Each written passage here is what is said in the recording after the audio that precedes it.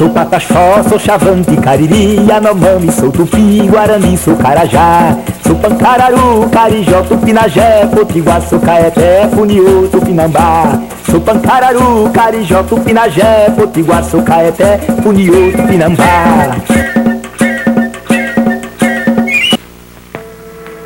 Rio de Janeiro é o ponto inicial de uma nova excursão pelos sertões bravios, a que o progresso e a civilização ainda não chegaram.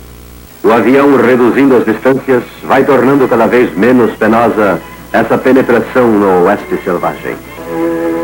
Avistamos as malocas dos índios mais bravios do Brasil. Estão localizadas num descampado.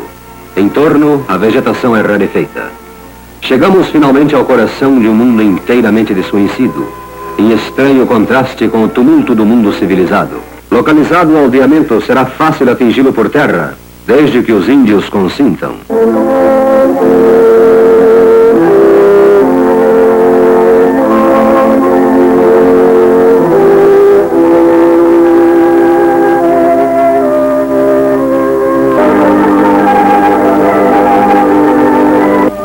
O feiticeiro da tribo leva a mão à boca para afastar os maus fluidos.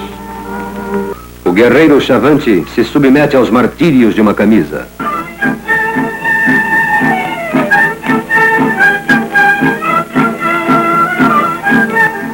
Mas que é isso? Um valente guerreiro como você, quando lhe ouvem o ruído, ganham a distância, gesticulam e embrenham-se na mata.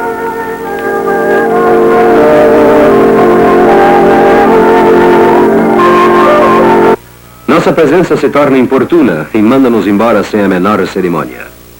Declaram, porém, que agora são amigos e que os brancos jamais serão outra vez massacrados nos limites daquela imensa região governada pela nação xavantina. Sobrevoamos mais uma vez o aldeamento dos Xavantes. Entramos em contato com os índios, mas nosso principal objetivo ainda não foi alcançado. Não conseguimos entrar nas malocas.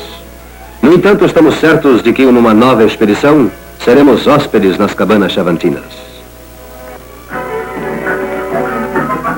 Eis-nos de regresso ao Rio de Janeiro, outra vez em contato com a civilização trepidante, no cenário em que os homens lutam sem arcos nem flechas, a batalha incessante do progresso.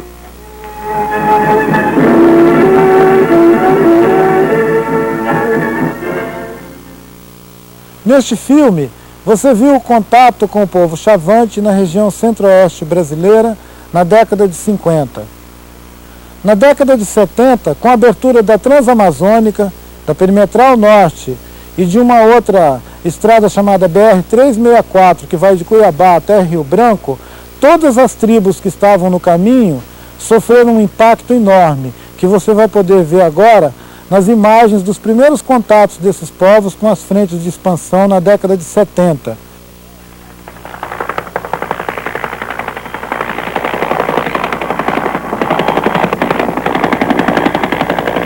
Em Rondônia, a abertura da BR-364 e a colonização de todo o estado teve um impacto direto sobre o Suruí e o Cinta Larga.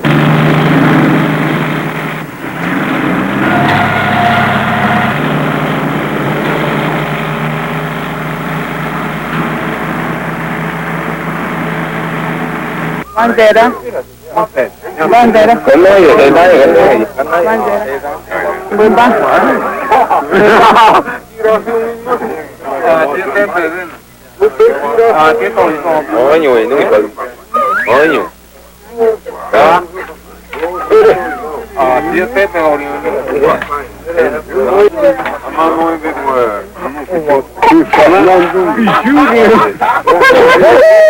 O contato com o Suruí foi motivado inicialmente pela abertura da estrada, mas depois ele se acirrou com a entrada de colonos e com a distribuição pelo INCRA de lotes em cima da terra desses índios.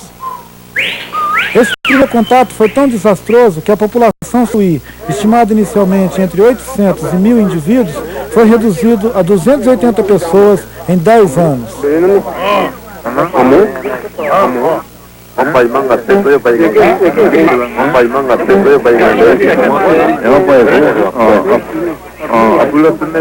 Para o Cinta Larga, o dano do contato não foi muito diferente. Eles foram distribuídos em 3 reservas indígenas, uma longe da outra, porque sequer tinham conhecimento de que eles eram o mesmo povo, uma mesma etnia, e distribuíram eles em áreas separadas, onde eles sofreram com as epidemias e a pressão dos colonos em volta dos seus territórios.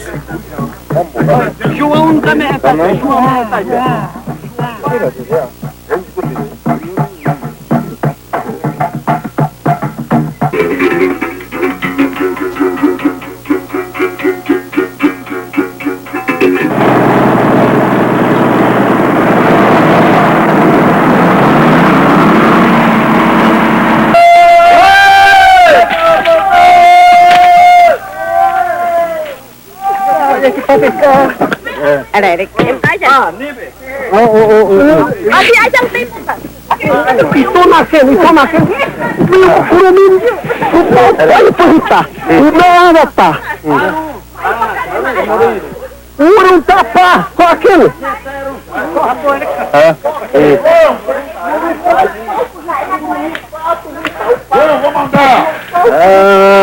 parir uma emoji. Vai parir uma emoji. A abertura da Transamazônica atingiu muitos povos no seu recorte, entre eles os Paracanã, que tiveram uma perda enorme na sua população e anos mais tarde ainda tiveram parte do seu território inundado pela hidrelétrica de Tucuruí. Essa série de contatos que nós assistimos nas últimas décadas, elas foram responsáveis por uma mortalidade de mais de 80% da população de todas essas tribos que vocês conheceram agora. Isso foi um verdadeiro genocídio na história do Brasil.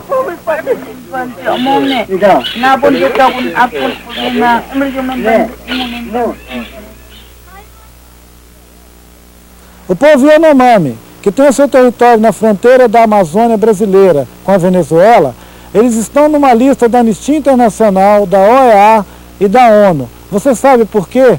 Porque eles ficaram ameaçados de extinção pelas sucessivas invasões que seu povo e seu território sofreram nos últimos anos. Todos nós, índios do Brasil, a gente pensava só esse pessoal que são bons.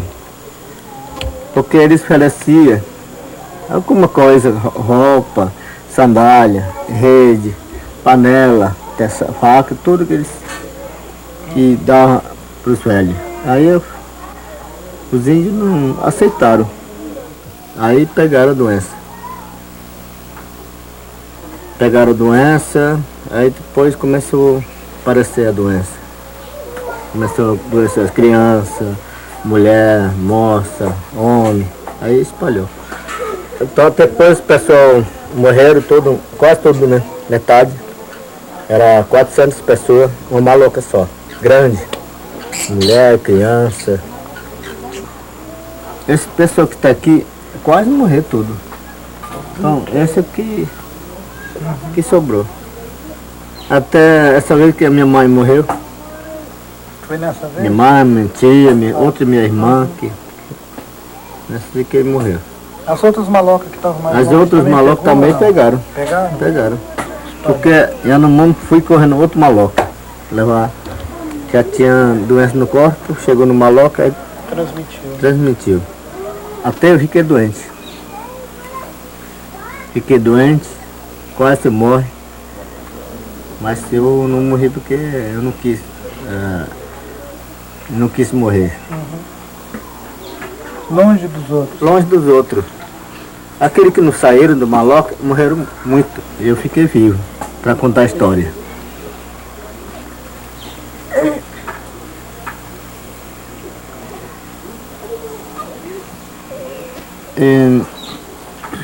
Passou o tempo de novo. Ano 76, 77. Entrou garimpeiro. Muita gente. Entrou a pé de Belo Rio, de Rodeira, e veio de avião e veio de helicóptero. Aí que espalhou. Até eu viajar para Brasília para falar com o presidente José Sarney. Aí o governo falar para mim, olha Davi, é muito difícil tirar garimpeiro. É muita gente. Não tem dinheiro, não tem helicóptero, não tem pessoa para ir lá. Tem, vocês têm muito dinheiro. Tem exército, né? Tem exército, tem avião, tem dinheiro, tem tudo. Mas tem que tirar todos os carimpeiros. Porque eles estão matando, os carimpeiros estão matando meu parente. Também estão morrendo de doença. Eu saí do meu país e fui para os Estados Unidos. Falar com o secretário do meio ambiente, da ONU. Contei tudo lá para ele. Olha, você que é secretário do meio ambiente, você que domina o mundo inteiro, então eu quero que você manda tirar carimpeiro. Meus parentes estão morrendo, já morreram muito. Eu não quero acabar com o meu povo. Eu quero meu parente vivo, como vocês têm. Vocês têm mulher, vocês têm criança, vocês têm família. Eu tenho direito também. Precisa meu povo. Aí falou, olha, nós vamos resolver. Nós vamos pedir com o presidente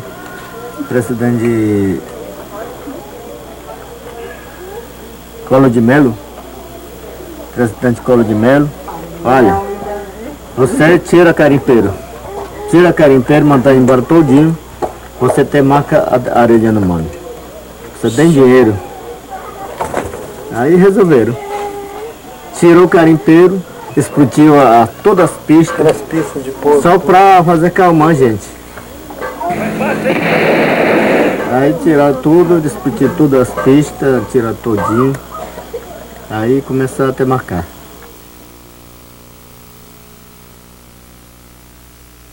Você acredita que ainda existam índios isolados no Brasil, sem contato nenhum? Esse é o caso de pequenos grupos remanescentes que vivem no sul de Rondônia e que foram atropelados pelo progresso.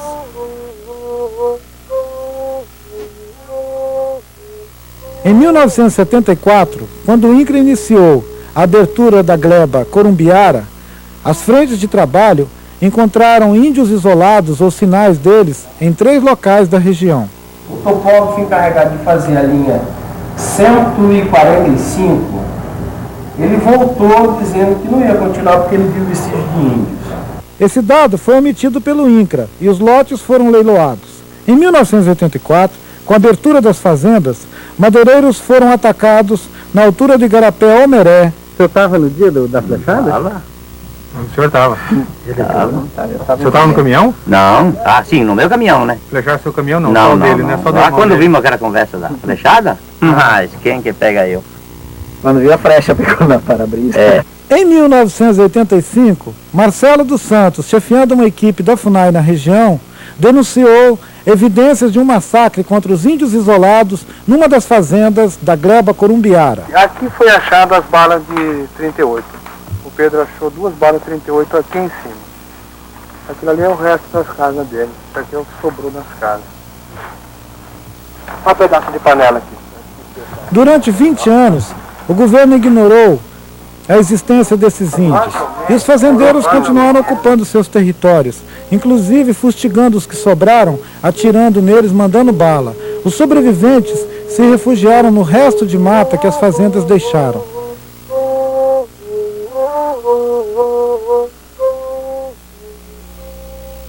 Dez anos mais tarde, em setembro de 95, a mesma equipe da FUNAI localiza os primeiros 2 índios canoê no Igarapé Omeré.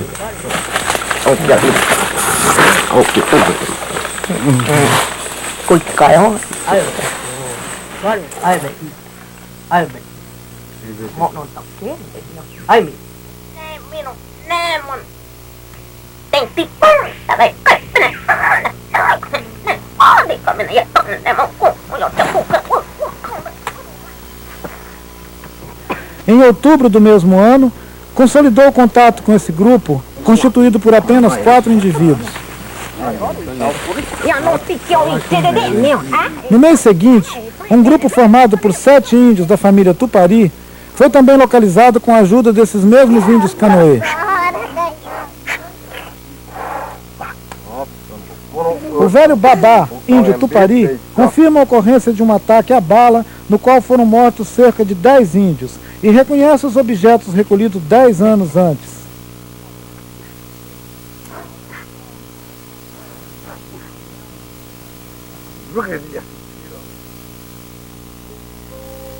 Em julho de 1997, madeireiros do sul de Rondônia comunicaram à FUNAI a descoberta de uma maloca indígena na gleba columbiara. A equipe da FUNAI, acompanhada de 2 índios canoê, visita o local e constata, pelas características da maloca, se tratar de um grupo isolado de etnia ainda desconhecida. No interior da maloca, um buraco de 3 metros de profundidade, cercado de armadilhas. Em volta, as árvores estão marcadas com coroas. A 1.500 metros dali, foi encontrada uma derrubada clandestina, feita fora de época, e cada vez com mais vestígios.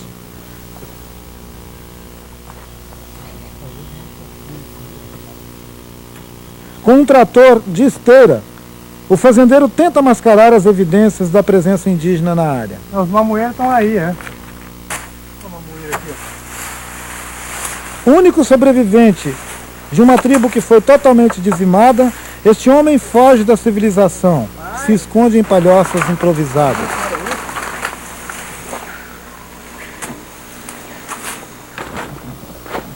Na última tentativa de aproximação, ele ficou 6 horas acuado dentro de um abrigo. Vem aqui. Mas ele rechaça com flechadas qualquer contato.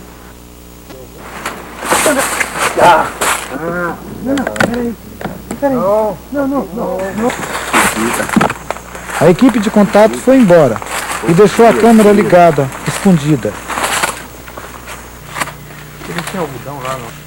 6 minutos depois, ele saiu fugindo pelos fundos do abrigo.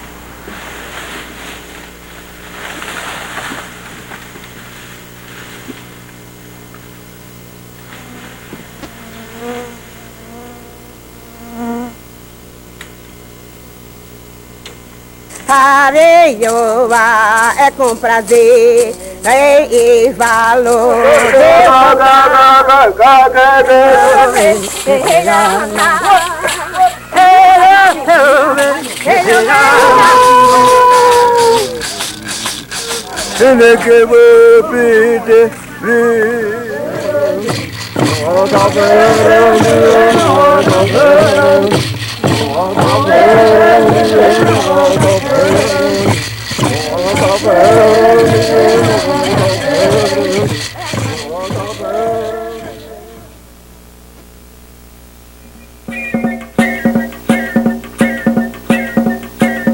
Sou Pataxó, sou Xavante, Cariri, Yanomami, sou Tupi, Guarani, sou Carajá. Sou Pancararu, Carijó, Tupinagé, Potiguar, sou Caeté, Funiú, Tupinambá. Sou Pancararu, Carijó, Tupinagé, Potiguar, sou Caeté, Funiú, Tupinambá. O presidente Fernando... Terras invadidas por mais de 3.000 poceiros. Já pediu abertura de um inquérito policial. Tribo dos Cricatis ameaça. São de terras indígenas. Garimpeiros da reserva dos índios Caiapó. O lado guerreiro deste povo. O exército para uma missão na região do conflito. Nós sabemos que a TV é uma importante formadora de opinião pública em todo o Brasil. Nos últimos 20 anos, o que as pessoas mais assistiram sobre os índios foram reportagens de conflitos sobre terra. Eu gosto de assistir muito jornal, desde quando você vê o índio é expulso de terra, é morto, morreu não sei quantos tribos de índio por causa de terreno. E o senhor acha que o índio tem muita terra ou pouca terra? Ele tem demais, tem terra demais até. Tem muita terra. Não, eles têm bastante terra. Eu acho que eles têm muita terra, eles não sabem trabalhar com a terra, né? Eles têm muita terra. Eu acho muita terra, porque sabe quantos milhões de quilômetros quadrados não tem só para o índio, né? O que o índio vai fazer com tanta terra, né? A rocinha do índio é pequena, então foi de exagero o que eles fizeram com muita terra aqui para os índios. É pouco ainda para nós, nesse momento pode ser muito, mas é pouco porque nós estamos com um território limitado, né? Onde a gente conta só com o que tem aqui, tanto de criança que tem aí. Nós não temos terra aqui suficiente será que é só os brancos que vão lutar por nós? Os brancos não querem, os brancos quando fala de índio, ele não quer saber de índio. Ele quer saber o lado dele, então é necessário que alguém aqui está lá fora lutando. Fala, não, nós precisamos de terra, nós temos esse direito. Esse questionamento de que é muita terra, né, para os índios, bom, eu acho que não é, porque nós índios, a gente anda muito. A gente vê que a área é intensa, a gente não temos assim mercado, nós não temos lojas, né? A gente depende de ir no mato mesmo para encontrar uma caça, para pescar, ou acho que até para se sentir melhor também. Se nós parar essa parte política mesmo da terra, de segurar os nossos direitos, isso aqui, acho que numa semana, se a gente dizer assim, ó, pessoal, pode entrar aqui, agora é de vocês, o pessoal acaba isso aqui tudo. Você conhece alguma história da criação do mundo? Para a maioria das nossas tribos, cada um dos lugares onde estão os nossos territórios tiveram origem na criação do mundo. Você vai conhecer agora como que os índios do Alto Rio Negro, lá na Amazônia, e os Axaninca, no Acre, fronteira com o Peru, elegeram seus territórios apoiados na memória cultural do seu povo.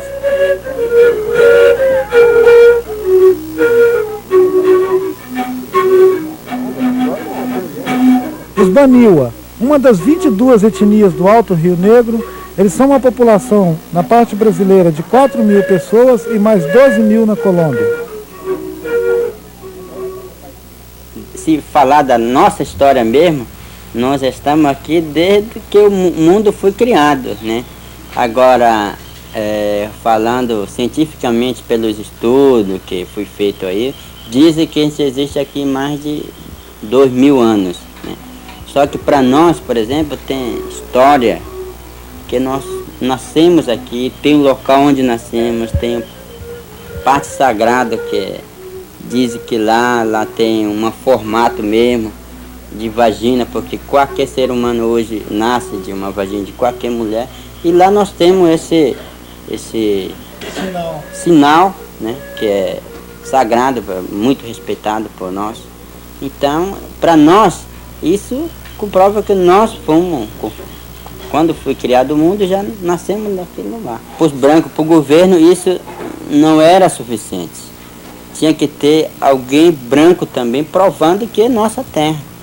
Aí teve que vir os antropólogos para estudar, para escrever, historiador, ver, retratar e fazer uma tese em cima disso, um estudo, e provar para o governo que realmente eles estavam falando em cima de que é nosso mesmo.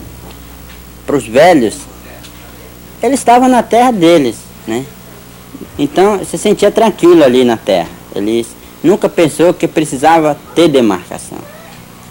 Quando veio a palavra demarcação, ele tinha que ter argumento por que demarcar essa terra. Por que vai demarcar a terra se já é minha, né? Por que isso?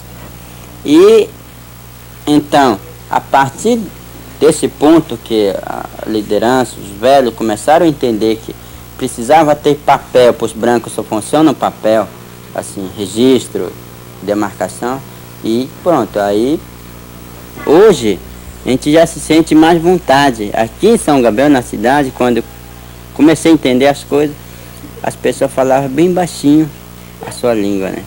Hoje não, a gente se sente com essa demarcação, a gente se sente mais à vontade, porque a gente conseguiu entender, falar para os velhos, falar para a sociedade indígena aqui no Rio Negro, de que essa terra é nossa.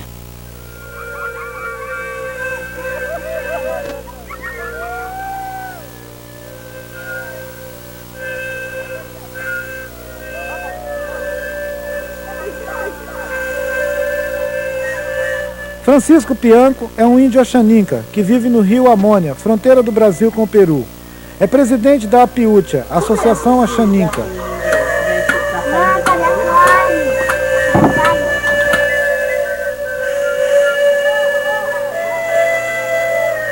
O povo Axaninca sempre queria ter um lugar tranquilo para ficar, né? Ele nunca pensava assim em deixar o seu lugar para ir para outro canto. Na época que as pessoas se mudavam muito de um rio para o outro, era mais para buscar um lugar certo para que ninguém viesse incomodar. Porque senão a gente não ia estar sempre no quintal dos outros. Todo canto que a gente chegava era mandado para outro canto. Na época que não tinha seringa, que não tinha o seringueiro para cortar a seringa, né, que não era ocupado esses seringais, a gente estava ali e nem conhecia essa espécie. Então foi nesse momento que a gente começou a tentar descobrir aonde não tinha a seringa, sim, que era para a gente se instalar, sair de sabe, perto, para sair de perto desse pessoal. E o que acontecia? Quando a gente procurava um canto, às vezes ficava 1 ano ali, 2 anos, aí chegava mais uma pessoa para abrir uma colocação de seringa. Aí a gente era obrigado a se mudar para outro canto. Então isso aconteceu num período muito longo, né? Aí a gente não tinha mais para onde correr. Se ia para o lado do Peru, também tinha a exploração. Se você ia para o Juruá, tinha também a exploração. Então o que a gente fez? Foi ter que ficar num canto mesmo, se desviando dessas coisas, e tentar sobreviver ali, naquele meio. Quando a gente começou a se organizar, foi preciso um grupo de Axenenca tomar frente disso e começar a trabalhar mesmo para fazer as coisas acontecer. O que a gente fez? Foi impedir a entrada dos patrões aqui dentro e mostrar para ele que a gente ia sobreviver. E sobrevivemos, sabe, com muito mais facilidade, com mais tranquilidade. E nessa saída dos patrões, a gente começou nós ficamos mais fortes, porque a gente teve a oportunidade de reunir todo mundo. Ó, pessoal, junto, vamos fazer uma aldeia mesmo. 90% dos Axenenca não acreditavam que a gente ia ter direito a essa terra. 10% estava assim, em dúvidas. Com esperança. Se a gente vai partir mesmo para defender os nossos direitos, ou se temos que ficar mesmo alimentando os patrões aqui dentro, que eles são a única esperança nossa. Aí quando foi criada a reserva, o pessoal começaram a voltar e começaram a reabrir o canto onde eles tinham morado, dizer aqui eu morei, meu pai disse aqui foi onde eu nasci, que meu pai fez um roçado, nós morava aqui. Para mim é o meu mundo mesmo, não tem outro mundo melhor do que esse, não tem outro mundo que tenha mais facilidade que esse. Eu tô aqui hoje, amanhã eu tô lá na cabeceira do Igarapé, amanhã eu tô no outro canto. Para mim, essa liberdade é o que toda Axenenca, acho que todo povo indígena, qualquer povo precisa ter. Nós vimos 2 povos na Amazônia com seus territórios de origem. Nem todos os povos tiveram a oportunidade de continuar vivendo nos seus territórios de origem, porque eles foram cercados por todos os lados, que é o caso dos Kaiowá, lá em Panambizinho, no Mato Grosso do Sul, que estão no seu território imemorial, mas cercados de fazendas por todos os lados. Suas terras foram loteadas. A briga entre os índios e os colonos é antiga. 1.180 hectares próximos à aldeia dos Kaiowás são terras da reforma agrária do governo de Getúlio Vargas. Os índios ficaram com apenas 60 hectares da reserva. O governo estuda a possibilidade de transferir os colonos. A música e a dança típicas saúdam os visitantes de Brasília. O ministro da Justiça, o procurador-geral da República, o presidente da FUNAI e os deputados da Comissão de Direitos Humanos e Minorias da Câmara Federal, que não vieram para prometer nada, também não foram embora sem dar a palavra do governo federal, de que as terras vão ser demarcadas. Não se sabe quando. Essa demarcação já era para ter feito há muito tempo. Era 95, foi depois. Porque o dia 11 de dezembro, né, o ministro da Justiça, Nelson Jobim, veio aqui, deu essa portaria a nós, né, desapropriando 1.180 hectares de terra aos Kaiowá daqui.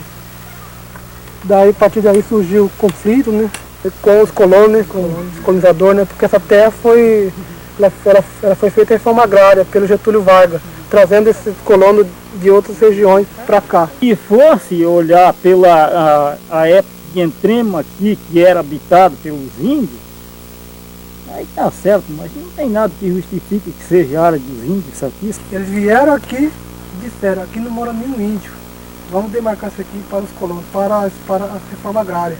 Foi a primeira, uma das primeiras reformas agrárias que aconteceu no Brasil, foi aqui. Eles vieram demarcar e cortando, foi cortando. E aí, onde tivesse índio, a gente expulsando já, expulsou na força. Expulsou na força, então não quer saber se ele era originado ali ou não, foi na força. se há erro do governo, há nessa ponta que não reservou a área dos índios e cortou tudo em loteação e entregou para os brancos. E agora eu acho que não tem como voltar atrás e tomar essa área. Por que o governo não vai colocar eles numa área? Deve o Estado ter alguma área aí que pode colocar os índios? Agora, desapropriar nós. Você imagina se tem cabimento? Eles querem que a gente saia daqui e vá para a Amazônia. Essa é a intenção deles. E a gente não quer isso, porque a terra nossa foi aqui, né? O nossos avô morreu aqui, nosso bisavô morreu aqui. Então, tudo nosso parente foi enterrado aqui. Nossos avós não morreram em Amazônia, nossos avós não morreram em outras aldeias, né? O governo, eu acho, em pensamento meu e de toda a região nossa da Grande Dourados, onde já se viu os índios tomar posse de umas áreas que nem essa daqui, ó. Não existe isso. O índio tem que levar então pro mato. O que o governo tem que fazer? Ele tem que considerar que errou, ele tem que arrumar outra terra para os colonos, indenizar pelo tempo que os colonos possuíram essa terra. Então eu acho que o povo não vai entregar mesmo essas terras. Só se o governo pôr uma lei que obrigue mesmo, aí é outra coisa, né? Nossa atitude é o seguinte, não existe proposta nenhuma dos índios tomar isso aqui. Eu acho que, enfim, sai até uma guerra. Isso não existe. Sai até guerra, porque pode ser até morte. Os Kaiowá não invadiu a terra. Estão aqui. Então, nós sempre moramos aqui há muito tempo. Então, o que o governo tem que fazer é o seguinte, arrumar outra terra para os colonos em outro lugar. De miséria mesmo, falta de terra e respeito na cultura, que até agora Branco não respeitou a cultura indígena. Até parece que nós que invadimos essa terra aqui. Ao senhor, excelentíssimo ministro, doutor Nelson Jubim, resolve nossos problemas. Se depender do governo, não acontece, né? É preciso que a gente pressione, né? Porque o governo é pressionado pelos políticos grandes, pelo latifundiário, pelos fazendeiros, pelos banqueiros. Porque os brancos eles só têm ganância, né? Só tem ganância. O valor da indenização foi calculado em R$1,5 milhão, mas o conflito, que já dura 50 anos, parece estar longe do fim.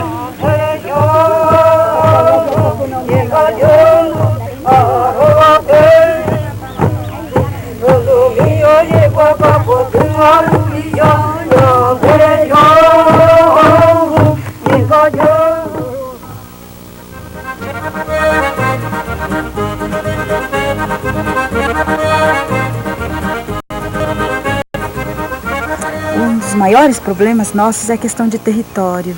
A gente está fazendo algumas retomadas de território, inclusive aqui em Palmas deve-se fazer uma retomada no próximo mês, no máximo no final desse mês. No Rio Grande do Sul a gente está tendo várias retomadas em função de decretos governamentais que reduziram os nossos territórios. Então, mas as questões mais sérias são a questão dos nossos territórios, que são territórios minúsculos. Enquanto a população cresce, nossa terra está cada vez menor. E essa terra aqui onde é que nós estamos hoje, que praticamente os colonos derrubaram a mata, essa aqui foi feita uma reforma agrária pelo governo do estado no ano 62 já. Tinha 8.000 famílias de colonos em 78, nos 14.000 onde é que está os índios hoje. Até o ano 78 os caigangues de Nonoai ficaram praticamente sem nada, sem o direito na terra. Aconteceu para mim com 20 e poucos anos aí de tirar um cabo de arado num pedaço de mato e o colono correr comigo de lá. A terra parece que nem minha não era. Isso aconteceu para vários índios. Ia tirar um pinhão lá, trepar num pinheiro para tirar um pinhão para os filhos, o colono ia lá, esperava o índio derrubar todas as pinhas do pinheiro e depois corria com o índio de lá a custa de facão. Aí se inverteram os papéis, os índios foram trabalhar de boia fria com os colonos, que essa questão de território, ela na verdade desestruturou o coletivo dos Caingangue como um todo. Aí os Caingangue vão trabalhar de boia fria e começam a planejar as retomadas. No dia 3 de março de 78, depois de várias reuniões, chegamos àquele ponto ali, dia 3 de março de noite, começar o movimento em tentar expulsar os colonos, mas era 8.000 colonos que tinham. E começamos a ir nas casas dos colonos, a mandar sair, dava 24 horas de prazo para os colonos sair. E tinha umas famílias ainda em mês de outubro, do mesmo ano, que não queriam sair. Daí os índios fizeram mais um movimento no dia 16 de outubro do mesmo ano, 78. Que foi a segunda retomada. A segunda, daí naquela semana ali, saiu os últimos que tinha, daí foram tudo para a beira das estradas. Aí limpou-se os 14 mil. Aí no ano, foi em 14 de fevereiro de 92, nós resolvemos de retomar o parque. E entramos ali, em 600 índios ali, já chegamos na primeira casa dos guardas, que era aqui na beira desse rio aqui. E pedimos, vamos entrar, e você se apronta que tu vai ter que ir embora. Na mesma noite ele carregou a mudança, os índios foram lá e botaram fogo na casa. E era guarda do estado do Rio Grande do Sul, vivia armado até os dentes no mato, eram 14 guardas. Aí foram indo nas casas deles, mandando embora, e os índios corremos todo o risco com a justiça, policiamento brigando com os índios, tentando, o próprio governo do estado entrando com reintegração de posse e pedindo o despejo dos índios. Daí foi julgado a favor dos índios. Hoje estamos demarcando. Já pensou se nós não tivesse brigado aí em 78 para a retomada desses 14 mil e depois pensar em retomar o restante? Não sei onde é que a nação indígena se encontraria hoje. Quando nós soubermos onde é que tem um pedaço ali que foi uma terra indígena, nós não vamos deixar de retomar, porque é um direito, a própria Constituição está rezando isso aí. Quanto mais a gente conhece a nossa história, as nossas origens, em cima desses estudos de resgate que a gente está fazendo, a gente está percebendo que essas perdas fizeram parte de um projeto de governo. Então a gente está começando a retomar essas áreas, né, para que a gente consiga aumentar um pouco os nossos territórios, até para garantir a nossa sobrevivência física e cultural, né? Areioa é com prazer e valor.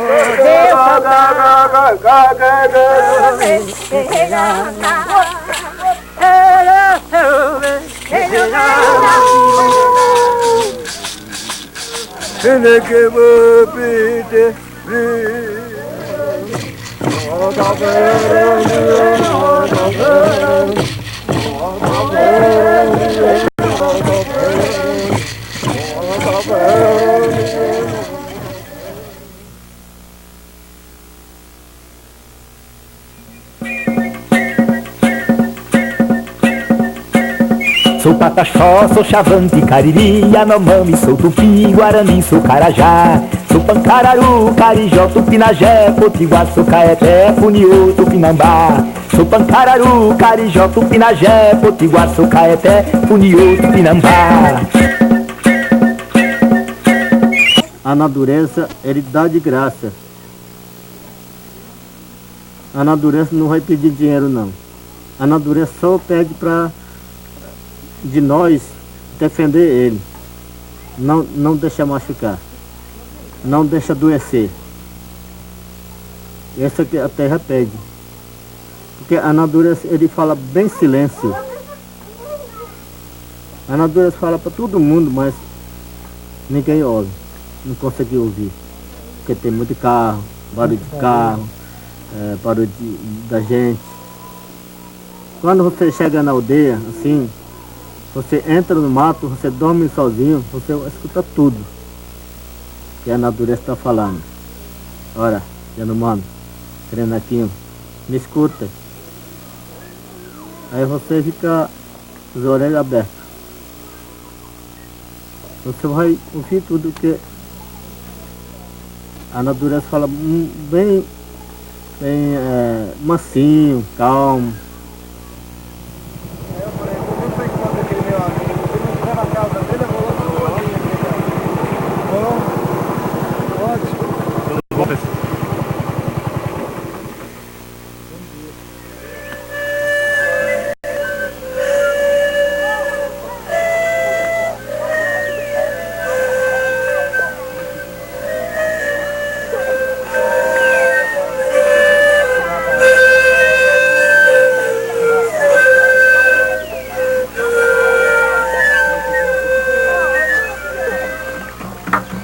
calendário do Viracocha, ele é contado pelos dias, né? Sim. E nós não, é pelas estações do ano, de acordo com o ciclo de reprodução, né? Desse mês de novembro, novembro e dezembro, ele pega uma casa maior, né? Aqui você vê que o Axenenca ele não consegue ficar nas praias, sempre está na sua casa. E os caminhos de caçada dele sempre está dentro da mata. Ele não procura muito rio. Eles estão resguardados dentro das suas casas. Eles vão no roçado, aí retorna para casa de novo. Nessa estação do ano. Nessa estação do ano, né? Janeiro, fevereiro, aí você vê a anta de filhote, você vê o abil, é uma fruta que você come, né? E você vê aqui a pupúnia com cacho, você vê a anta gorda, né? Aí você vê as palmeiras lá, maracujá, essas coisas todas. Você vê a casa de abelha com bastante mel nessa época. Você vê as caçadas que são mais na mata mesmo. Ele não usa o rio nessa época, né? Em junho, né? Você vai fazer coleta de ovos de tracajá na praia, essas coisas todas. Aí em julho também. E você usa bastante a praia. Você abandona, deixa a sua casa lá no canto e vai andar no rio comer peixe. Vai pra praia. Tem bastante peixe, ó. Pra comer. É por isso que a gente controla bem, equilibra, sabe? Porque se você pegar uma matriz dessa aqui, os filhotezinhos se acabam, né? Eles morrem. Eles não conseguem sobreviver. Se pegar uma paca aqui nessa época, o filhotezinho morre. É como um caminho, você vai desviando aqueles que não estão prontos para pegar, aqueles que estão verdes, você vai pegar o maduro que é. Aí logo depois que aquele passa o período, já vem um outro, você sempre vai ter durante o ano todinho, na sequência, coisas diferentes, coisas novas.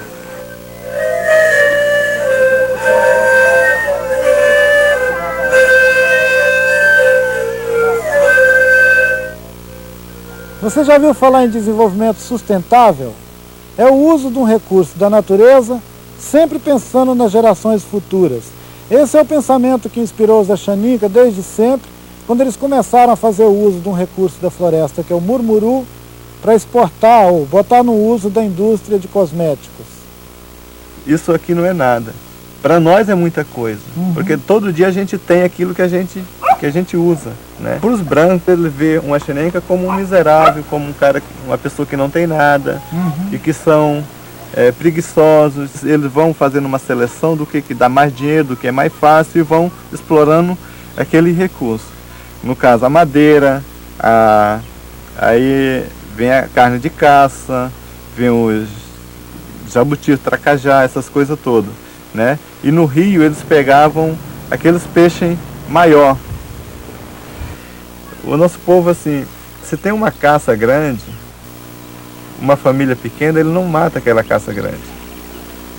Ele sempre quer pegar uma caça que ele consegue comer tudo no mesmo dia ou na mesma hora, de uma só vez. Para no outro dia ter outra coisa diferente. Porque nós temos uma maneira de usar os recursos na parte de alimentação, que você pega centenas de coisas diferentes, desde a lavra, um monte de coisas que você tem, e você não consegue colocar nenhuma em risco de extinção. A gente pegou o mapa e definiu. Essa área aqui é onde a gente vai caçar. Essa outra área aqui, ela vai ficar para ficar jogando carne de caça para cá. A gente fica caçando numa área, aonde as outras áreas lá vão estar descansando, e aquelas caças vão precisar de espaço para andar, e elas vêm cair na nossa armadilha, né? Nos nossos caminhos onde a gente está caçando.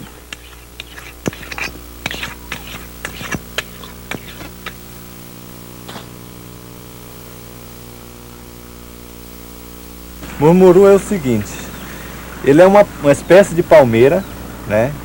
Ele tem aqui em quase toda a Amazônia. É abundante. É abundante. E é um coco. E é um coco, né? E nós estamos extraindo a gordura dele para fazer o sabonete. Para fazer a extração da gordura, a gente está usando essa máquina aqui. Essas máquinas, elas são projetadas para trabalhar não só o murmuru, mas futuramente trabalhar outros produtos também, que a gente venha trazer ele para colocar no mercado. O murmuru é um veículo. Ele vai carregar vários outros produtos que a gente pesquisou e que a gente pode descobrir aqui na nossa floresta. E nesse momento agora, a gente está fazendo algumas amostras do murmuru, da gordura do murmuru, com alguns outros aromas. E isso aqui foi acrescentado o buriti, por isso que deu essa cor e deu até um cheiro diferente. Então o murmuru está dando a gordura para o sabonete, a massa que é separada da gordura, você está utilizando ele como ração, a casca dele você está usando como carvão. Uma outra coisa que é um projeto daqui de dentro da comunidade para fora que a gente está querendo é que a gente consiga colocar mais produtos, que todos eles consigam sobreviver. Porque para nós não é nem interessante nós trabalhar o murmuru sozinho. Nós achávamos que só nós ia dar conta do mercado. E descobrimos que nem a região do Juruá e nem o Acre inteiro vai dar conta da demanda. O trabalho aqui não está sendo pensado em se trabalhar apenas visando a questão econômica da comunidade axenenca. É uma coisa muito maior do que isso. A defesa da nossa floresta, a maneira de usar e também trabalhar o entorno, porque só aí a comunidade vai estar livre de certos problemas que acontecem, porque falta muitas alternativas econômicas para a comunidade, para todas as comunidades do Juruá, daqui do Acre, né?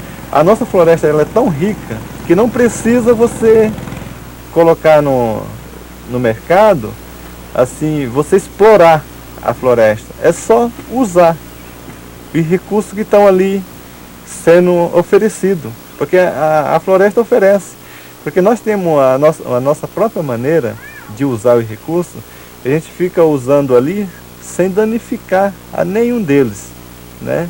Então acho que a gente tem que introduzir os nossos conhecimentos, colocar lá fora, mesmo que seja dessa maneira. Colocar o murmuru, mas que coloque uma história. Não coloque só o murmuru, coloque uma história ali, a gente fale sobre ele, a gente diga o que significa aquilo, sabe? E que vem mais outros, pergunta se lá não tem.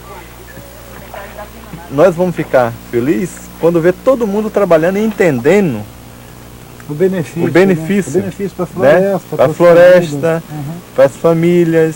Aqui mesmo, nós já vimos o seringueiro contra seringueiro brigar por defesa de uma palmeira de murmuru. Isso foi uma coisa para mim que eu me senti muito, sabe, orgulhoso até de poder presenciar aquilo, sabe? Né?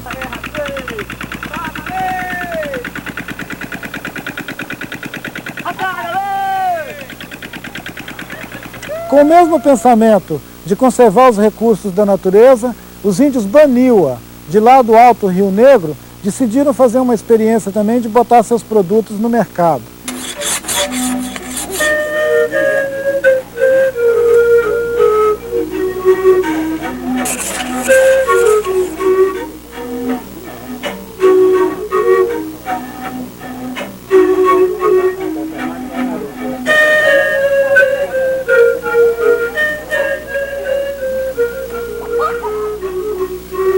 Esse é um paneiro.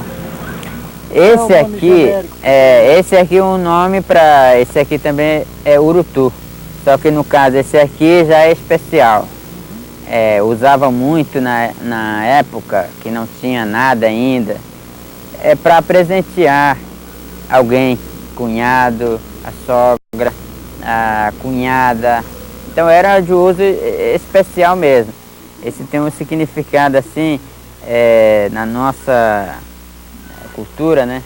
Ela tem um significado assim muito importante, que esse aqui para nós significa a vida, né? a vida continua. Você vê que nunca vai acabar, nunca tem acabamento. A gente está tentando fazer uma linha de venda, que é com a loja Top Stock em São Paulo, mas como estamos na fase inicial, primeiro fizemos acordo.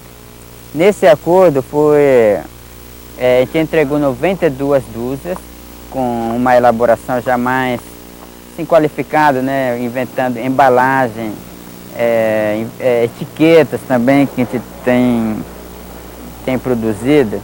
Então o nosso produto está saindo com essa marca que chama de Arte Baniwa, e esse desenho que está aqui é o desenho que aparece em artesanatos, né? E a gente tem notícia de que está vendendo mais acima da média calculada.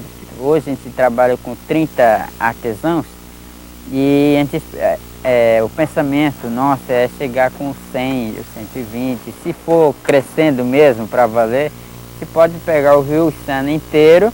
Com isso, acho que as comunidades vão ficar alegres porque cada um vai poder produzir seus artesanatos, tendo seu pequeno fonte de renda, comprando coisas básicas para eles.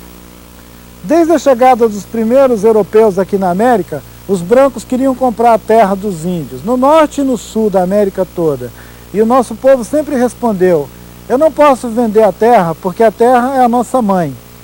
Esse sentido sagrado tem para todos nós, cada um dos nossos territórios.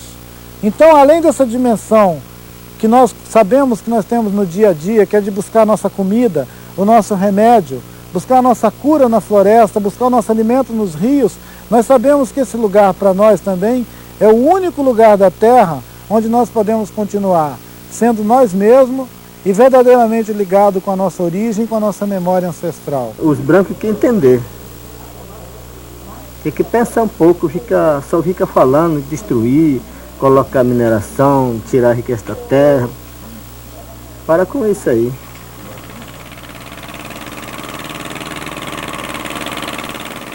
Então nós também queremos guardar, nós queremos proteger. Onde tem a comida dos Yanomami, onde tem a local dos Yanomami andar, para pescar, como você falou, para pegar palha para fazer maloca, e para fazer o caminho, para fazer visita para os maloca. Yanomami não precisa derrubar, Yanomami não precisa tirar ouro da terra. Tirar ouro da terra para quê? Não enche barriga, não se come, só cria problema. Se nós Yanomami destruir a terra assim, no rio, o que vai acontecer? Vai sujar o rio. E a peixe que mora no rio, eles comem, vai começar a adoecer, vai começar a morrer. E animal, anta, ele toma água, ele vai pegar dor de barriga, depois ele morre.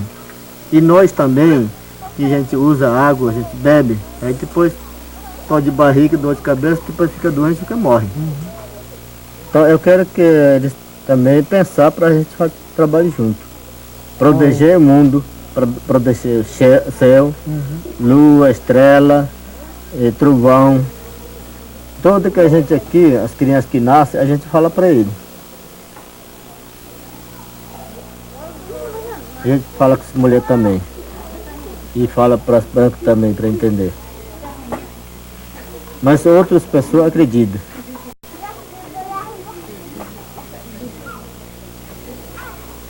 Eu acho que um dia os filhos dos brancos vão entender, para eles proteger também. Não é só Yanomami que vai proteger seu, não. Areioa é com prazer e valor.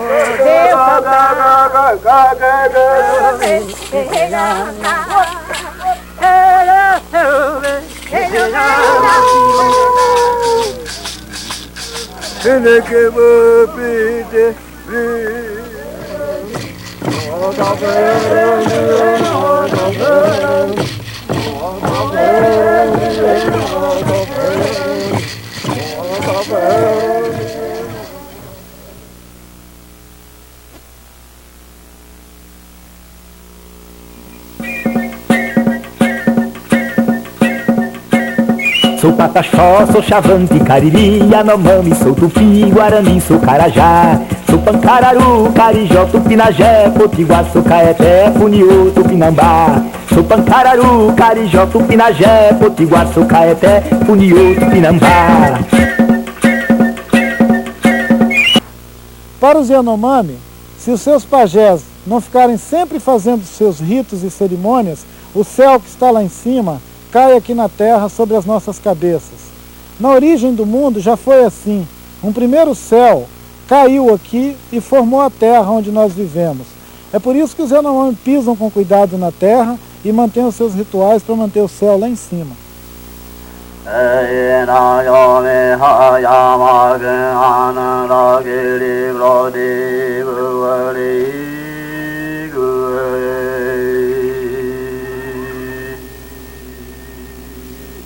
Seu povo tem um jeito de viver que foi o Mamo que deu para ele, que ensinou ele, pôs ele aqui na terra e ensinou ele a viver desse jeito, né, Davi?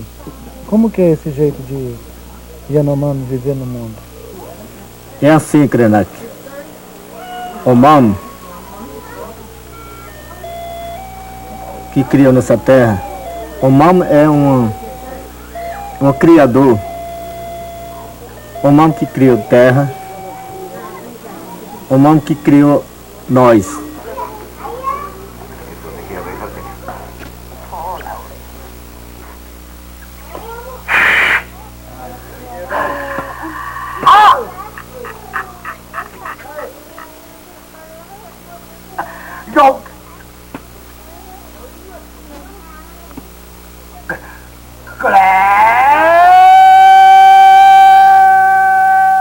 O Mamo é uma pessoa que cura uma pessoa, é como um médico que sabe tirar doença sem remédio, se sabe ensinar, usar o Xabori.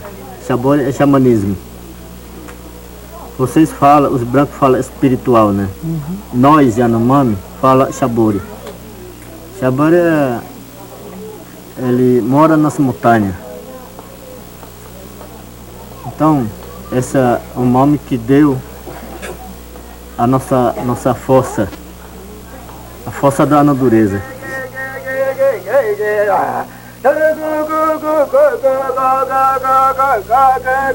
O Mamo faz chover, o Mamo faz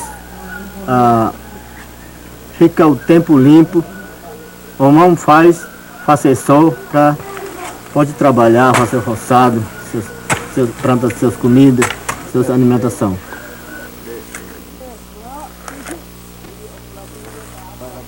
O Xabori é assim que faz. O Mamo é um medicinal. Medicinal, a força do braço, chamar o Xabori para se aproximar a corpo da gente.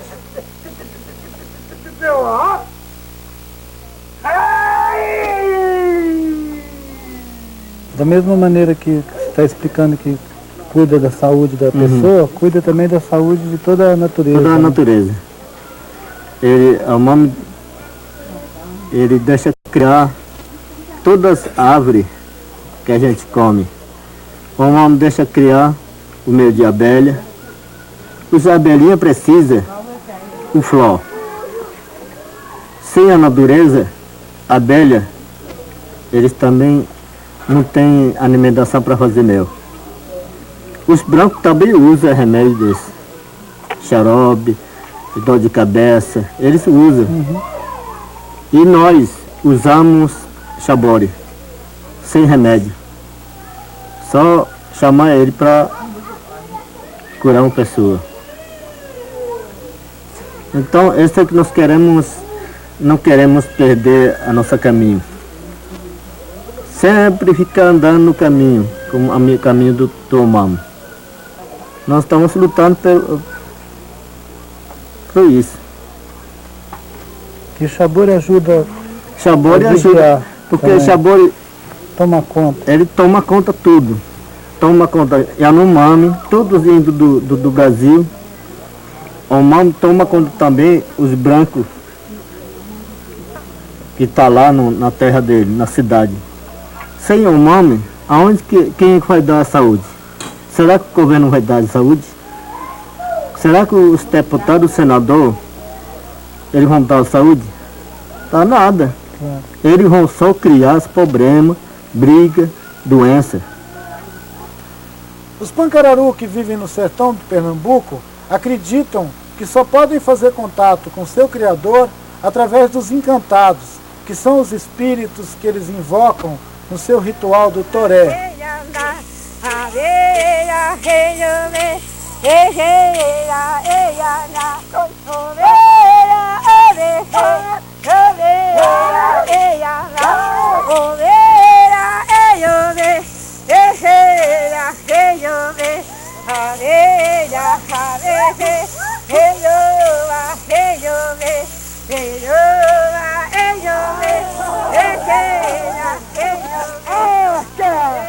Tem a festa do Imbu, tem a festa do menino. A festa do menino é uma, do flechamento é outra, a festa a do cansação é outra. Cada um tem uma festa. E tem essa outra que a gente faz o dia e a hora que a gente quer, que a gente faz, que só faz dançar. A roda, e a pareia e o toré.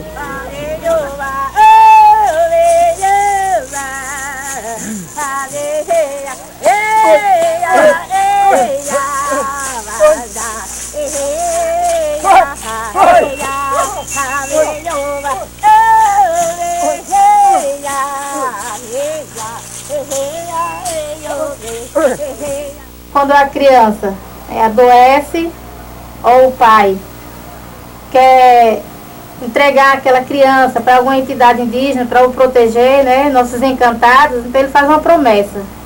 Quando a criança está doente, faz a promessa para aquele encantado que a proteja, que a cure, liberte daquele mal. E aí quando ele alcança a vitória, que é a saúde da criança, então ele faz a festa. A festa é uma homenagem.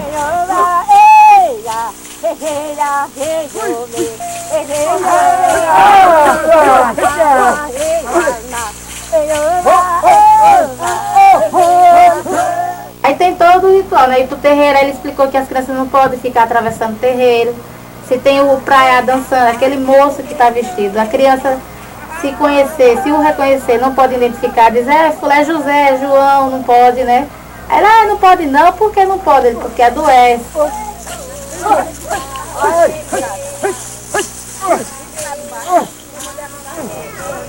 E nessa festa tem o praiá também? É porque todo ritual que tem aqui é dele. Porque era dele antiga. Olha essa casinha aqui, das duas portas que está fechada. Aí tem 10 ritual.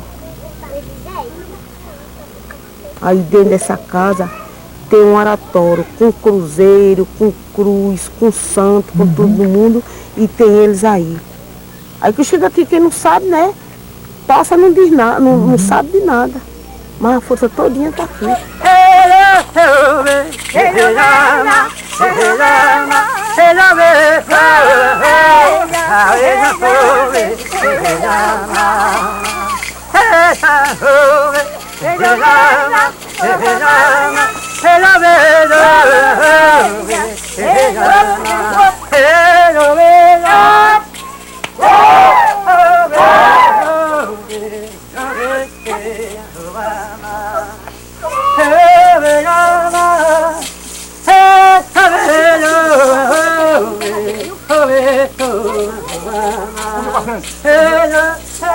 Os Machacali que vivem no leste de Minas Gerais, bem no sertão mesmo, com um contato de mais de 300 anos, eles continuam sendo uma sociedade religiosa. A maior parte da vida desse povo se organiza em torno das festas religiosas deles, como a que você vai assistir agora, que é a religião do Gavião, do Murmucá, e depois também as brincadeiras da lontras e de outros bichos da floresta.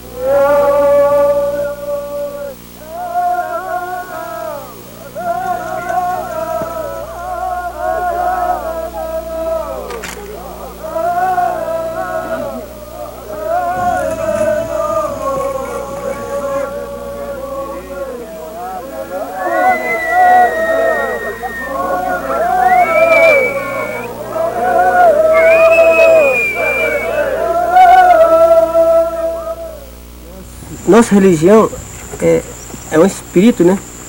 Que chama Inhamim. Eles ficam, né?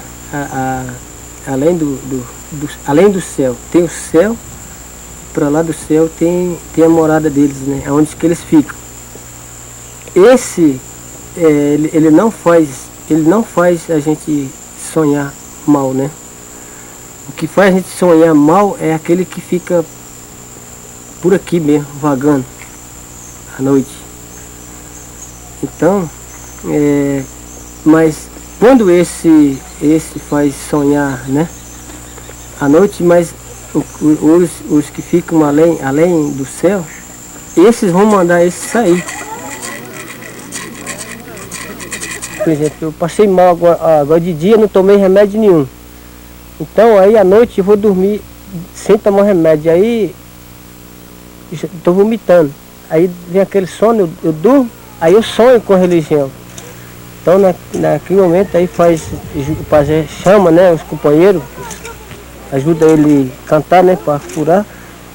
E no outro dia já manda as mulheres pescar para dar comida para aquela religião que ele sonhou. Aí no final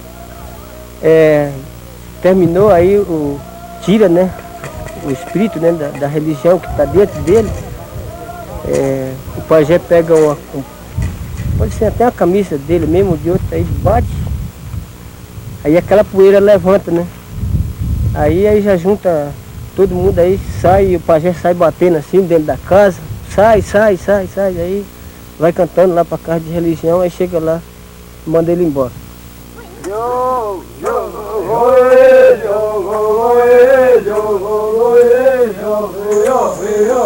Eles estão armando a festa. A que a gente terminar na carne, a gente vai lá e começa a dançar. E já está chamando espírito, cantando e chamando. O espírito que vem é para fazer o bem. Antes era brabo o espírito que vem, mas agora está mais manso. Tem várias coisas. Agora essa religião que nós estamos separando de mulher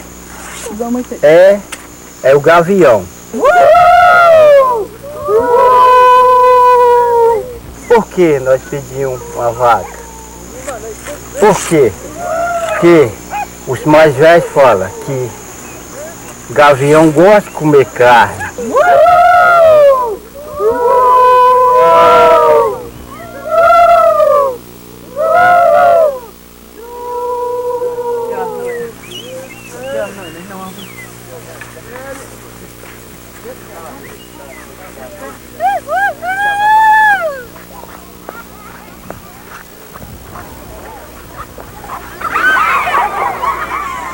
É um que sai com a flecha, aí chega lá, aí vem a mulher, aí não é aquela não, ele faz assim. Isso aí chama irmã, que vê bonito quando tá uma casa só com umas 10 famílias. E aí a gente sorri até, que aí vai nas mulheres, as mulheres falam assim, aí eu não vou não, que não vai ser eu. Não, vai lá, quem sabe não é você. Aí a mulher vai lá, dá comida para pegar a carne. Aí a mulher volta lá, e vai outro. Aí vai, pega a criança, vai você, meu filho, então pode ser você. Então, quando vai no final, é aquela pessoa que foi.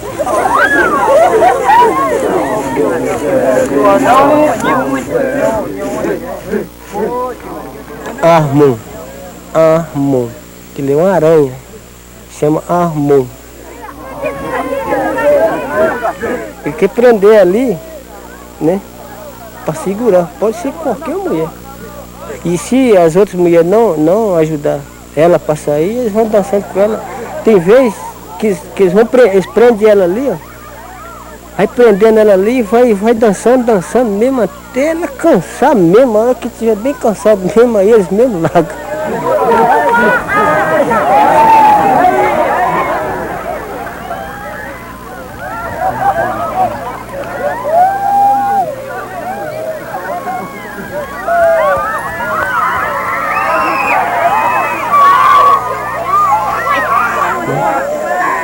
E fizeram da lontra, né? Aquele que está com fome, que vem, aquele vem e ele vem, né? E come, faz brincadeira. Ele faz várias brincadeiras para alegrar o pessoal.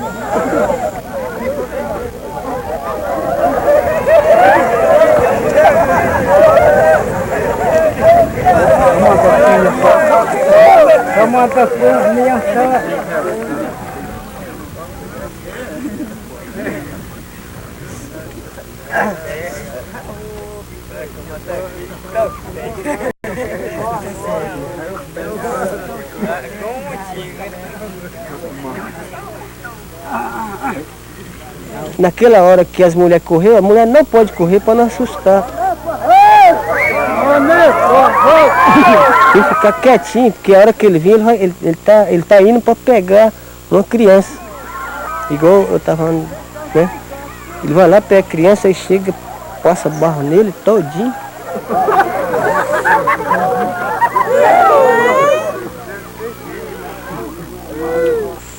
Aí estica ele, né? Ali tá fazendo para ele crescer mais rápido.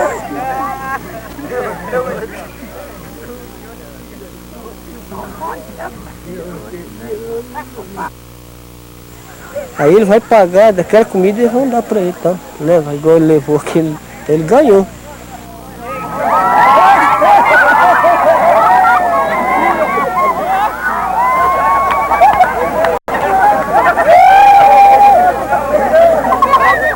Então, Tupã que fez, né? Fez tudo, né? Então a gente conta assim que ele fez nós e entregou o que nós é para fazer, o que é para usar, o que nós é para comer. Então aí e entregou para a gente a religião nossa, para nós seguir aquela. Porque cada um ele entregou as religiões, né? Então nós temos a nossa, né? Cada um tem. Areioa é com prazer e valor.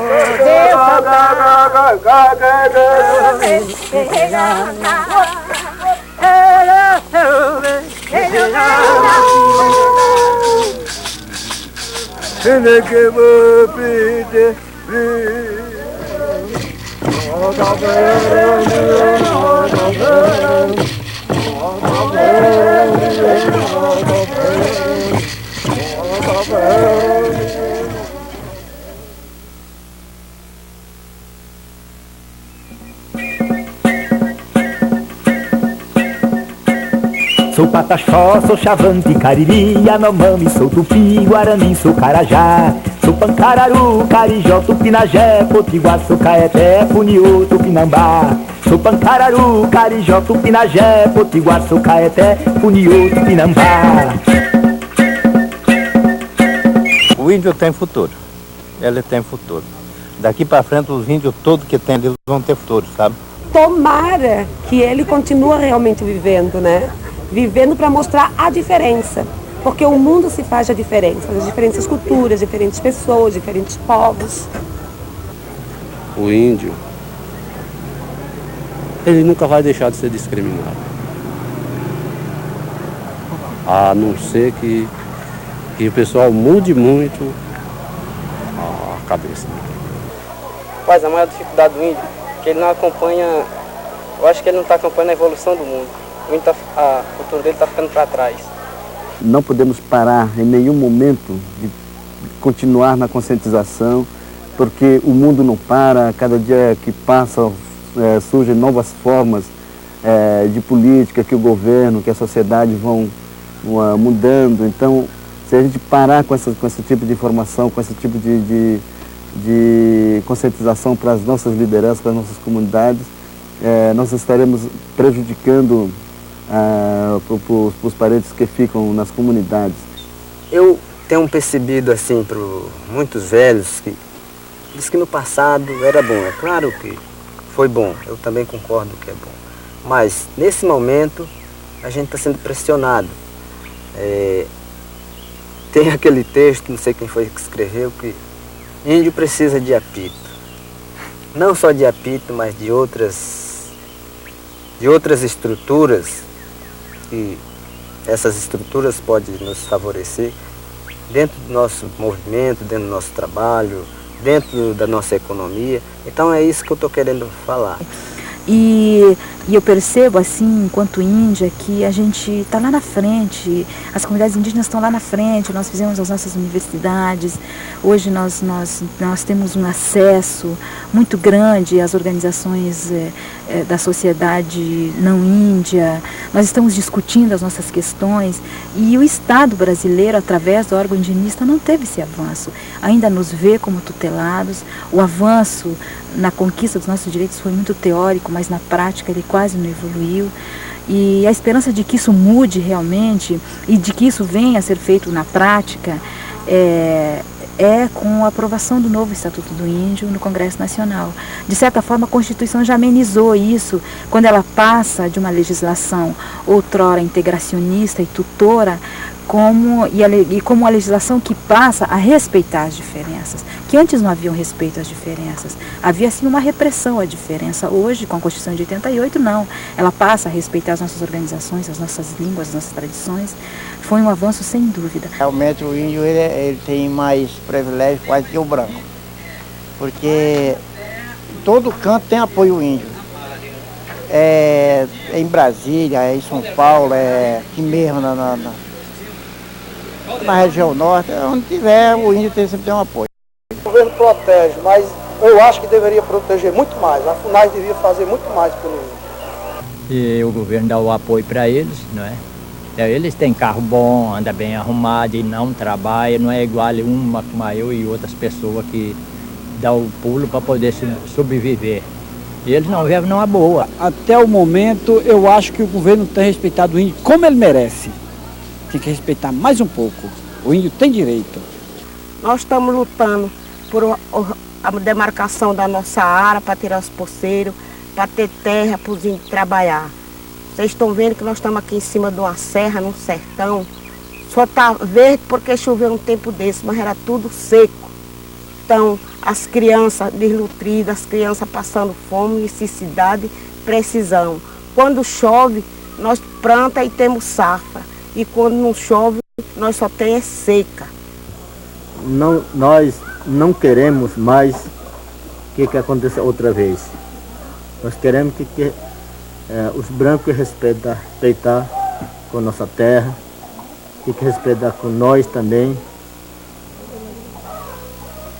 É assim a preocupação que fica cada aldeia. Mas que nós que quer organizar também, que se aprender e apanhando, aprendendo. Nós, Yanomami, não pode ficar calado, que sempre fica falando. Uma das mais importantes conquistas indígenas no Brasil nos últimos anos foi o nosso direito à livre organização. Muitas associações indígenas surgiram a partir de 1988, com a Constituição nos reconhecendo esse direito. Daí para cá, a FOIRME, Federação das Organizações Indígenas do Alto Rio Negro, se organizou e tem se constituído numa das mais importantes organizações indígenas da Amazônia brasileira, juntamente com os Axaninca, no Acre, que organizaram-se a partir do seu território, criando formas próprias de representação.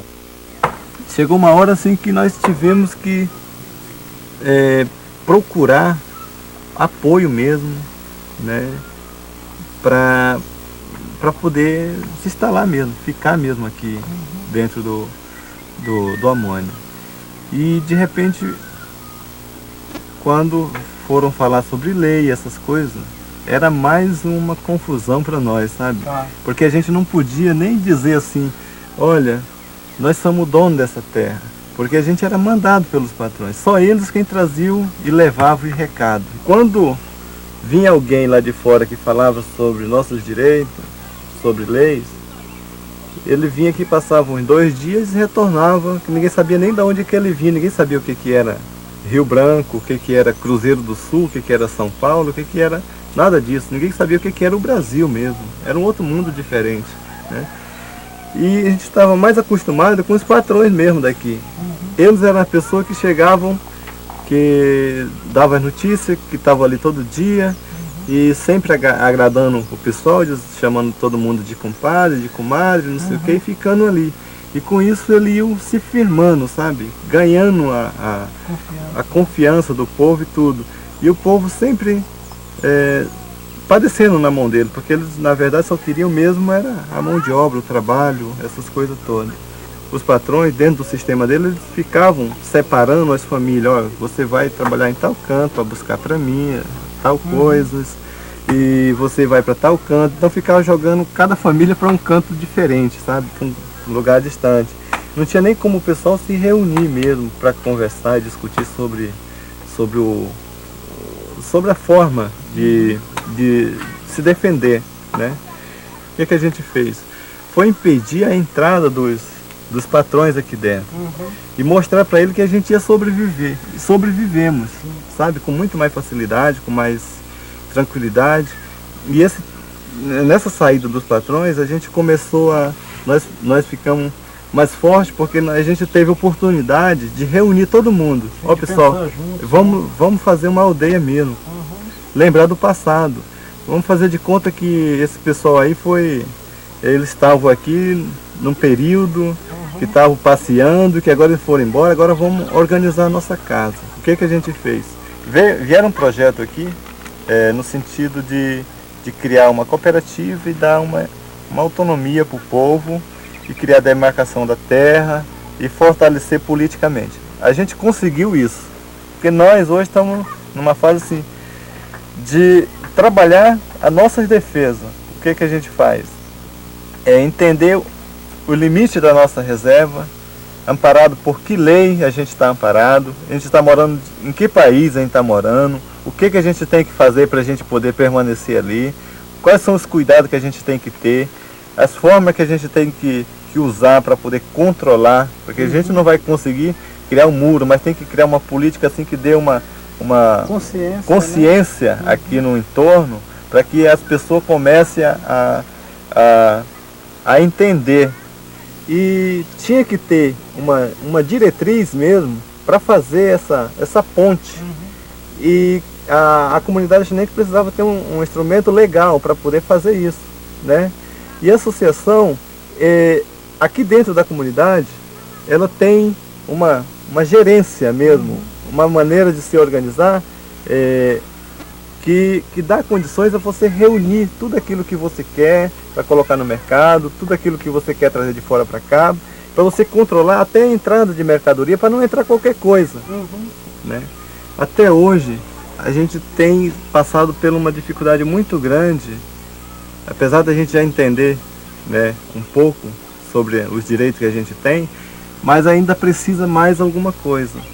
Né, que é o cumprimento das leis, né, que isso é fundamental. Você às vezes cria uma lei, está lá, a Constituição, está um livro lá com um monte de leis, mas se for olhar direito, poucas coisas são aplicadas. Né? Muita gente falava que índio era sem direito, não tinha nada a ver, que não tinha direito a nada. Né? Então, mas eu acho que a gente nessa parte a gente conquistou nossa caminhada a partir de 88, quando foi promulgada a Constituição. Então a gente, com a base nesses artigos da Constituição, a gente passou de comunidade em comunidade, de assembleia em assembleia, reuniões. A gente conseguiu, pelo menos, abrir e mostrar para as comunidades que nós também, as comunidades, os povos indígenas, têm os mesmos direitos que qualquer cidadão tem. A Constituição de 88 é uma grande prova disso, né? Nós tivemos conquistas, a garantia dos nossos territórios, mas isso foi muito mais na teoria do que na prática, porque na prática nós temos aí hoje bancadas inteiras defendendo a redução de territórios, Vida e Raposa Serra do Sol e outras áreas mais, Pataxó, que agora nos 500 anos de Brasil, a grande briga dos Pataxó é a retomada da área deles, né? Então eu acho que teoricamente, sem dúvida, nós tivemos grandes conquistas. Agora na prática as conquistas realmente foram pouquíssimas, se não reduzidas até. Né? As lideranças da época, eles viam a necessidade de ter pelo menos uma organização mais centralizada para defender os interesses da população indígena. Então, foi feita a primeira Assembleia Geral dos Povos Indígenas do Alto Rio Negro, e na segunda Assembleia Geral foi fundada a FOIR. Conseguiram reunir toda a região, representantes de toda a região, para poder formar a FOIR. Né? Formação do FOIR nesse sentido, com essas lideranças, e para defender, na época, unicamente a terra mesmo, lutar pela terra. No mesmo período, quando eu estava achando uma barreira tão grande para mim superar esse obstáculo, aparece a Paranapanema botando vigias lá, cercando rios para ninguém mais entrar nem para pescar ou trabalhar no rio. Né? Então isso foi uma arma para mim, a meu favor, sabe? Porque aí eu consegui dobrar a intenção do povo. Olha, tá vendo como é que os brancos são? Né? Nós que somos daqui, que nós nascemos aqui, nós temos as raízes aqui, não estamos mais podendo entrar nem na nossa casa, outros estão mandando. Por que a gente... Então foi quando eu comecei então conquistar mais pessoas, né? Basicamente 90 ou 95% da população do município de São Gabriel é indígena. Então nós temos aproximadamente 30 mil índios no Rio Negro. A nossa política hoje é revalorizar o que a gente chama de revitalizar, fazer viver novamente. Então isso é a nossa política que a gente está batalhando, a gente estamos lutando para conseguir isso em cima realmente da cultura. Nós estamos caminhando nesse rumo aí, sabe? Conquistamos a terra. Vamos reconquistar o costume do povo agora. Então alguma coisa está se consolidando. Como, por exemplo, a gente já conseguimos demarcar nossa terra, que foi o primeiro passo de longo tempo, né? Longas lutas que a gente fez. E agora a gente está partindo assim para negociação com o governo federal, em parceria com as outras ONGs, né, para desenvolver uma alternativa sustentável para as comunidades indígenas. E com mais tempo é que depois veio que outro tipo de trabalho também tinha que ser feito, porque o governo não estava fazendo. Né? Então, para a gente mostrar para o governo que tem como fazer as coisas, a gente tem que colocar em prática, né? Porque não adiantava só falar, reivindicar também, e isso a gente não fazia nada. As relações entre o Estado brasileiro e os povos indígenas, ela tem que ser restabelecida. E a base dessa nova relação, ela tem que, acima de qualquer coisa, ser o respeito. Acho que você só passa a ver o outro com respeito quando você passa a conhecer melhor o outro. E no Brasil isso não existe. Aliás, o Estado brasileiro, acho que não tem esse interesse. Entendeu? As organizações indígenas são um avanço muito grande. Nós estamos aí organizados, discutindo as nossas questões, e por incrível que pareça, a gente encontra os maiores parceiros, os maiores apoios, o maior reconhecimento vem exatamente das organizações que não são do governo. Né?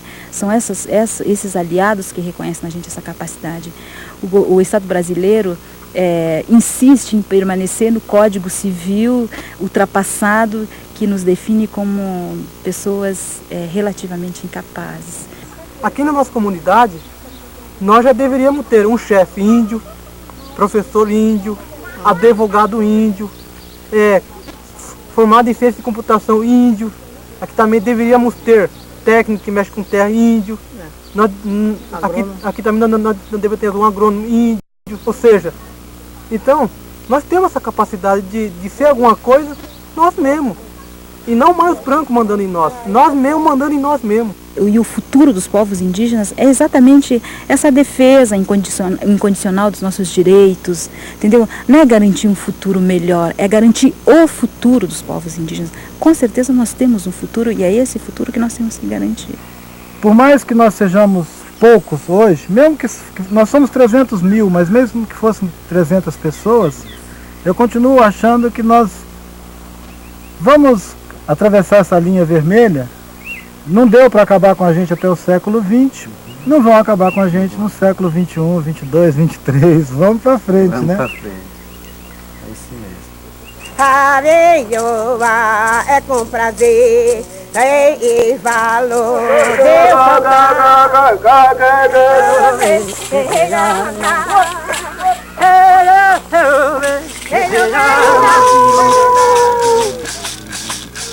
Prite,